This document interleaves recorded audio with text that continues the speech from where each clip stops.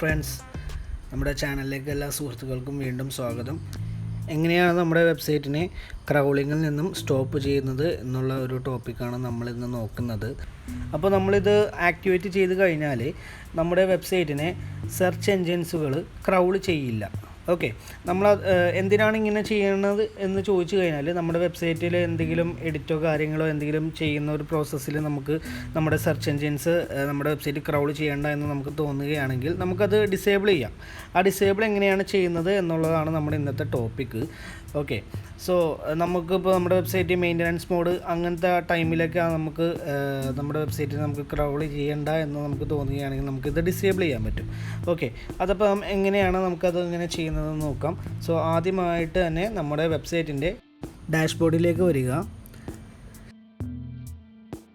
Okay, അപ്പോൾ നമ്മുടെ വെബ്സൈറ്റിലേക്ക് ലോഗിൻ ചെയ്തു ഡാഷ്ബോർഡിലേക്ക് എത്തിയിരിക്കുകയാണ്.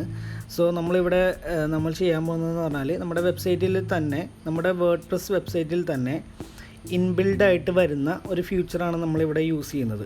ഓക്കെ, ഇത് വളരെ ഈസി ആയിട്ടുള്ളൊരു പ്രോസസ്സാണ്. ഒരു 2 മിനിറ്റ് തികച്ചെടുക്കാതെ നമുക്ക് ചെയ്ത് തീർക്കാൻ പറ്റിയ ഒരു പ്രോസസ്സാണിത്. സോ ഇത് ചെയ്യാനായിട്ട് നമ്മൾ ആദ്യം തന്നെ നമ്മുടെ ഈ ഓപ്ഷൻസിൽ, ലെഫ്റ്റ് സൈഡിൽ കാണുന്ന ഈ ഓപ്ഷൻസിൽ നമ്മൾ സെറ്റിങ്സിൽ വരിക. സെറ്റിങ്സിൽ വന്നിട്ട് നമ്മൾ റൈറ്റ് സൈഡിൽ കാണുന്ന റീഡിങ്സ് എന്ന് പറയുന്ന ഈ ഒരു ഓപ്ഷൻ ക്ലിക്ക് ചെയ്യുക.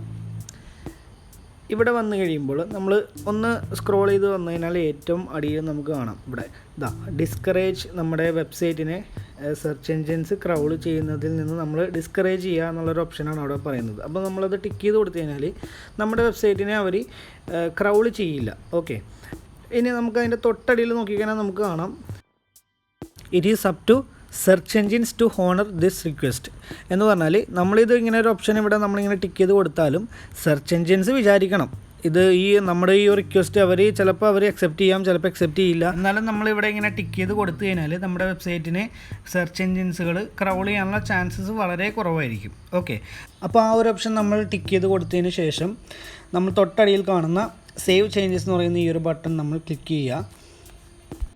അപ്പോൾ ഈ ഒരു ഫീച്ചർ എന്ന് പറഞ്ഞാൽ ഏതൊരു വേർഡ്പ്രസ് വെബ്സൈറ്റ് ഡെവലപ്പർ ആണെങ്കിലും ബേസിക്കായിട്ട് അറിഞ്ഞിരിക്കേണ്ട ഒരു ഫീച്ചറാണിത്. സോ ഇതല്ലാതെ നമുക്ക് മറ്റു പല മെത്തേഡുകളുണ്ട്. ഇതാണ് ഏറ്റവും ബേസിക് ആയിട്ടുള്ള ഒരു മെത്തേഡ്. നമുക്ക് മറ്റുള്ള മെത്തേഡ് എന്ന് പറഞ്ഞാൽ ഒന്ന് robot.txt ഒക്കെ നമ്മൾ യൂസ് ചെയ്തിട്ട് നമുക്ക് വെബ്സൈറ്റിനെ നമുക്ക് ക്രൗളിങ്ങിൽ നിന്നും സ്റ്റോപ്പ് ചെയ്യാനായിട്ട് ഈസി ആയിട്ട് തന്നെ ചെയ്യാൻ പറ്റും. ഞാനത് ഇനിയുള്ള വരുന്ന വീഡിയോസിൽ ഞാൻ ആ ഒരു ടോപ്പിക്കും കവർ ചെയ്യുന്നതായിരിക്കും.